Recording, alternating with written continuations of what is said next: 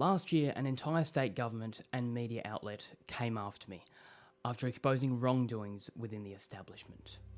We exposed state integrity breaches and a news outlet that not only broke the rule, but essentially all the rules in the book when it came to conflicts of interest and taking government money, as well as being personally tied to senior government figures.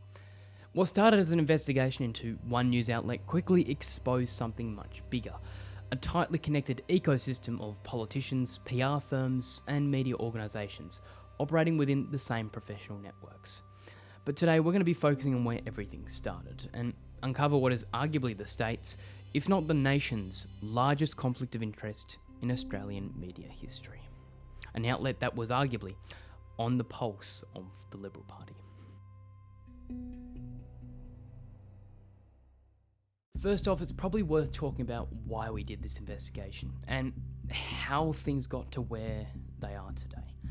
Well, firstly, we were tipped off by some members of the public who raised concerns about the rise of Pulse, with more of a focus on their quality and standards. Our outlet also noticed Pulse in violation of copyright standards and potentially engaging in misleading conduct for consumers and how it markets itself as being independent. From December, we observed a majority of the articles on the outlet primarily relying on single sources and regular quotes from a select group of people, rather than implementing a diverse range of voices or third-party statements. Here's one story, here's another, and here's another. This, along with community sentiment and rumours of Liberal connections, prompted us to investigate further, which revealed greater information on both Agnew and Pulse Media Group. With that, we believed our initial publications were justified. However, Pulse did not feel the same, who swiftly issued an informal threat, which then materialised into an actual threat to sue us for defamation, which the outlet claimed to damage their reputation, their public trust, and relationship with stakeholders. While we took such correspondence seriously, the claims in the letter did not change the evidence we'd already gathered. We also discovered the concerns notice was defective, not actually complying with the situation in which it was issued, nor the contents. While Agnew's first direct threat contained contradictory claims that were either not relevant to the subject article or were completely fabricated.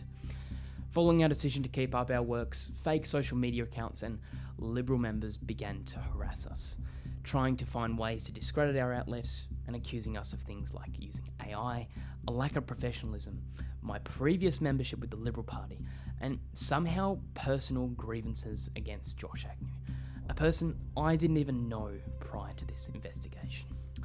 At the very beginning, we uncovered Josh's close relationship with political elites of the Liberal Party, including Premier Rockcliffe, Eric Abetz and Jane Howlett, or revealing the seemingly non-existent relations held with the opposition. In a personal capacity, Josh has been featured alongside the Premier at events. In one photo, Josh celebrated with Rockcliffe and other members of the pro-stadium crowd after passing legislation in early December, which is a terrific look for someone who owns a news outlet. While we initially focused our research on political parties, Josh's connections were actually clearest with the state government. We also revealed that such ties, at least for the news brand, go further into Liberal proxy organisations. Pulse defended these links as being professional in nature, and that it engages with all sides of politics. Yet when questioning Labor backbenchers on those same claims, the same could not be said. While the Greens, well, seemingly appear to have some of their press releases regularly missed by Pulse, either dropped or covered weeks late. Industry sources from both the ABC and Sky also claim that Pulse received special access or early notices of media releases, a sentiment often reflected among the community there. Recent RTI disclosures and off-the-record ministerial meetings do not contradict these claims, although the available evidence is not sufficiently enough to conclude that they do this. This was also not the first time Josh has been involved in political matters. Back in 2024, Josh signed a petition sponsored by then Confederation of Greater Hobart Business Chair and Liberal candidate Edward Johnston, 2.5 hours after it opened, essentially beating out all the big business and Liberal names to it, and proceeding to flood his news site with anti-bike lane stories, both before and after. He also used his business address in the signing of this petition. We also caught Pulse promoting family business interests back in 2023 in one of their stories without disclosure in any form, something we'll get back to later in this video. In late November, after the initial publication, newly revealed RTI documents regarding Pulse's advertising deal with the government showed the outlet had offered a full digital takeover of its website, while the government lost its mandate to govern. Following this release, local candidates and politicians began to talk about the issue, which promptly saw Josh attempt to manipulate public discussion by supplying information to Hobart councillors and directly consulting with political figures who either publicly criticised him, his outlet, or made comments on the RTI, which appears to be an indirect attempt to pressure people to retract comments. We were contacted by local councillors and MPs who expressed their disappointment with Pulse and the neglect they faced. So I love how Louise Elliott was defending Pulse so hard.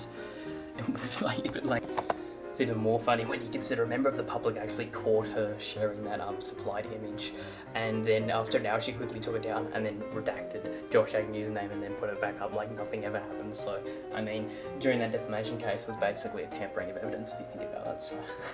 And also she implies that because Pulse isn't taxpayer funded, it basically gets a get out of jail free card. But if you think about this government advertising, that's public money going directly into a news outlet. And because of how close and cushy they are with the government, I guess we can kind of call them taxpayer funded. In regards to the stadium debate, we also noticed that in the final weeks, anti-stadium and critical Liberal stories were either completely missed or reported late, compared to that of the ABC and Mercury, further suggesting that Pulse had skewed elected members and public opinion in support of the stadium. Throughout this whole process, we're also fighting tooth and nail, not just against Pulse, but also the government and the Liberals, who had tried every trick in the book to try and run us in the ground. When we inquired about ministerial meetings held with Pulse and other outlets, we were provided an active disclosure from DPAC's Right to Information Unit, which shows Josh's meeting with the Premier in out-of-office and informal locations. Due to this, most of these meetings have almost no records or anything that could be substantially provided by RTI, which is a regularly occurring practice by governments to keep things off the record, according to some critics. When we attempted to question the Premier regarding this and his office's advertising relationships, we were shoved by what was seeming to be one of their government staffers.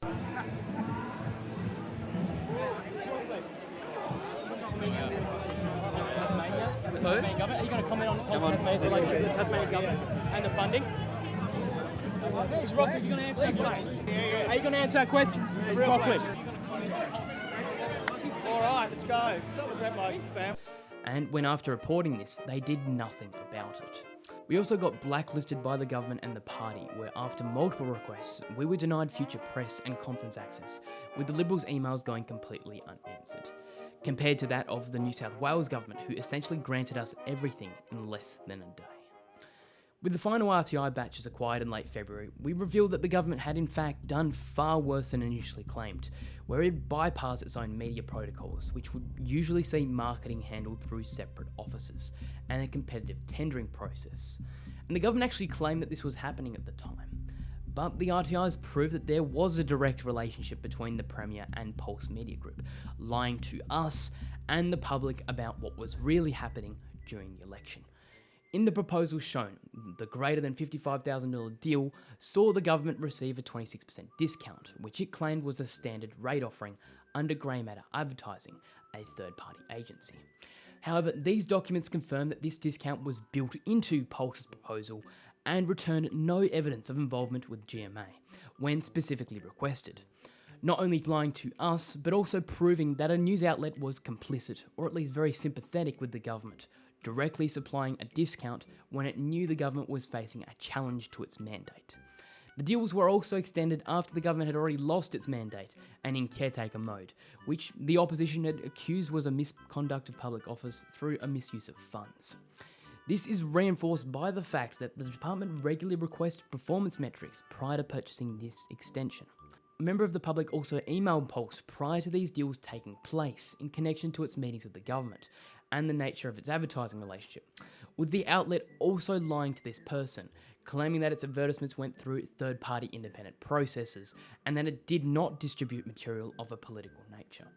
However, those claims are contradicted by this RTI, and the fact that Pulse knew the government was facing a no-confidence motion but offered the deal anyway, locked out political opponents on their website.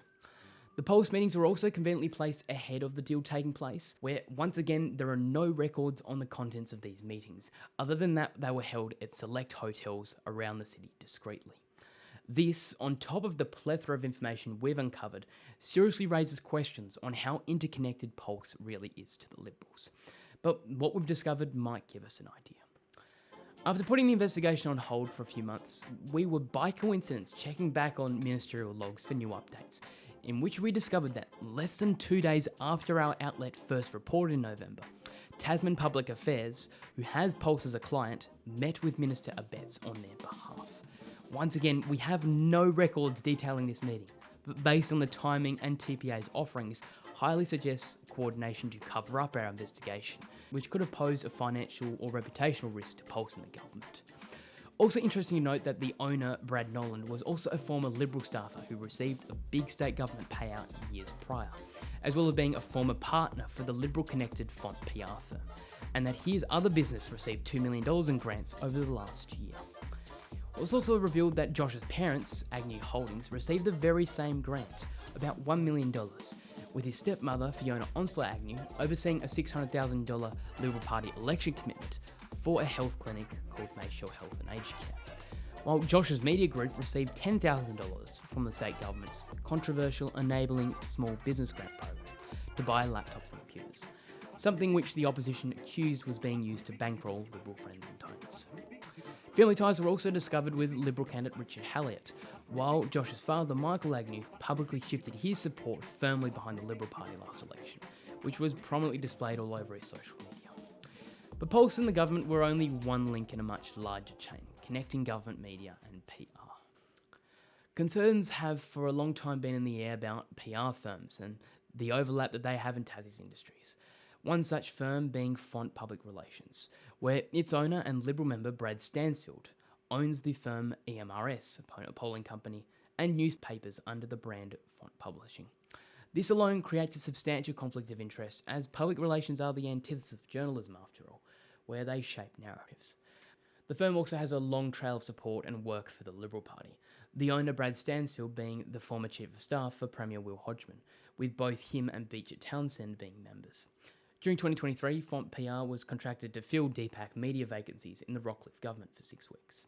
Over the course of 2 years, Font PR had over 5 meetings with senior Liberal ministers, and as most industry insiders are privy to special access. What was most revealing, however, was what happened during our investigation itself. In a surprise move, Font PR just suddenly announced that it was shutting down operations. The official explanation was that co-partner Beechett Townsend was retiring. But in practice, the closure appeared to consolidate the firm's operations and resource into EMRS, and the closure fell within the same period when we raised the spotlight on them again. Weeks later, EMRS launched a new podcast in a media partnership with none other than Pulse. Pole Position is brought to you by Enterprise Marketing and Research Services when accuracy counts, as well as our valued media partners at Pulse Tasmania. Make sure you download the app for trusted and free Tasmanian news. You've been listening and watching. But here's the kicker. Despite the depth behind this investigation, not a single large mainstream Tasmanian or Australian outlet has picked up on it. Not the Mercury, not the ABC, not even ACM publications. Instead, like seagulls, they stole what snippets suited their narrative, repackaged it and monetised it while not being committed to the full mile, and left our outlet dying on a hill. It wasn't until both me and Joffrey revealed the damning nature of what was going on that both Labor and the Greens started to make moves on it, forcing these papers to report on at least some of the government side of things. Some politicians are also too scared to talk about this. It's not that they're not aware of the issue. We've made them quite aware. But many can't afford to say anything against Pulse or these other outlets because the media are so tightly wound and concentrated, they'll hurt people who speak. They've certainly tried to hurt and discredit me, so you can say goodbye to favourable media coverage if you try and stand up. Now, you might be thinking that this silence implies that we're overblowing things or that this story isn't newsworthy.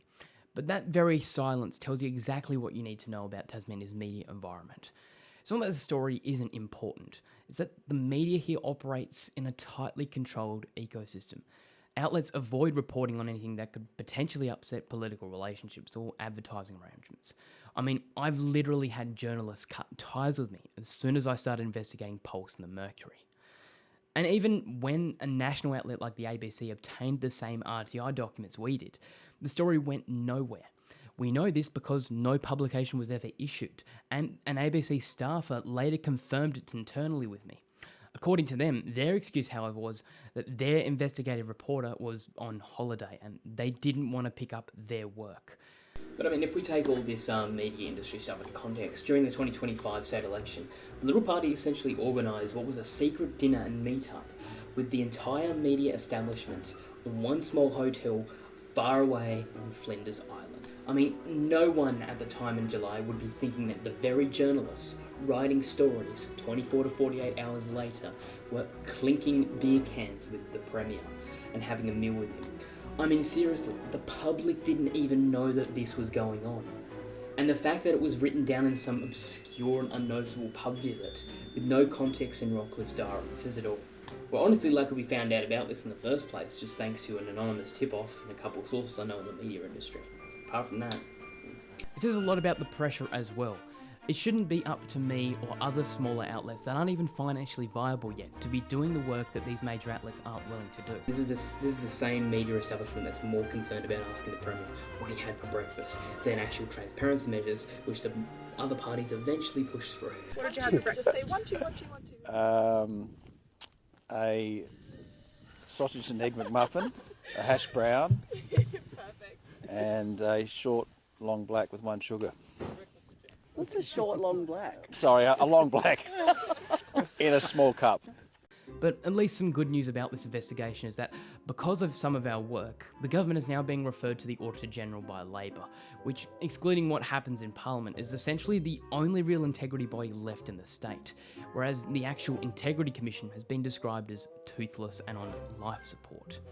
And just today, Labor has moved a motion calling for a committee to be appointed to inquire the government's decision during caretaker conventions, including both the state government's decision of Pulse's advertising and, critically, any matters relating to that decision. That includes basically everything included in our entire investigation, and that's massive for us. So what this means is that we'll finally be able to uncover the information we couldn't get and finally settle this case. And I'd encourage strongly anyone here who has information about this to please make a submission to the committee regarding Pulse, the government, or anything related to this, as this is a turning point of our investigation and we do not want this to go to waste.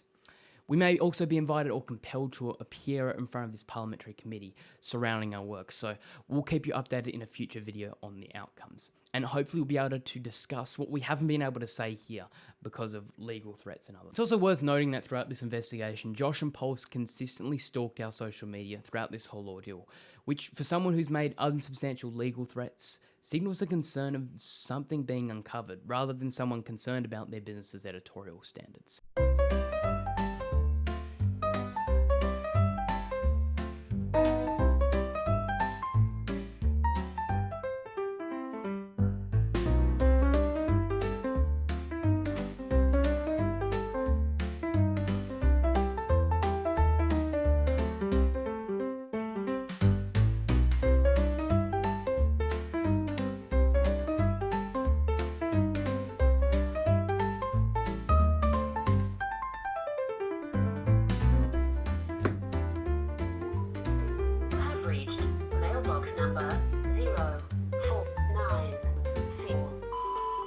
Hi Josh, it's Heath here. I'm just letting you know that someone's put a sticker out on your office. I just wanted to let you know in case you wanted to take it down. There's also $100 in it if you can get it down and eventually take it down.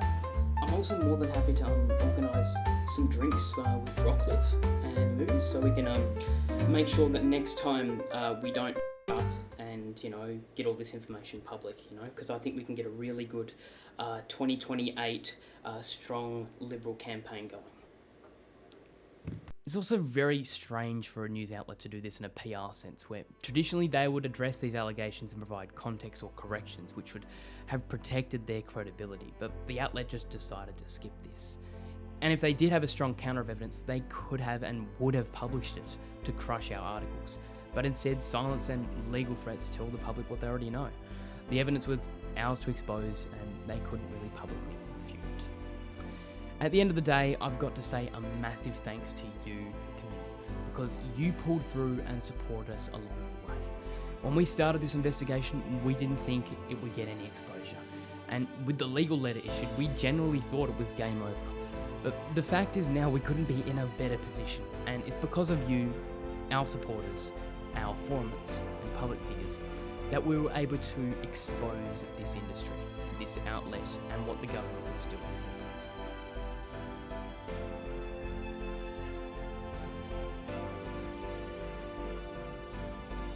Anyways, if you'd seriously like to help out our efforts, please consider donating or purchasing some of our merchandise.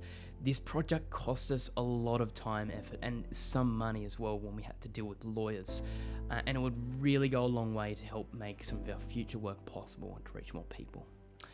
We don't know when we'll be uploading another video about this, the wider Tasmanian media, or something else, but hopefully you'll see more content in the coming days and months. Once again, thank you so much.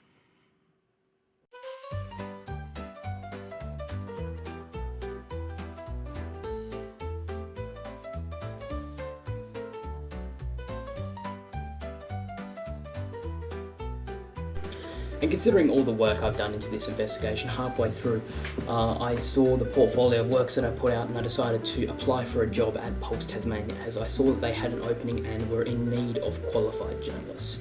So I thought to myself, there isn't anyone better out there than Heath Clark, the journalist who took down Pulse Tasmania itself. But apparently Josh didn't think I was qualified for the job and chose someone else to write more slop.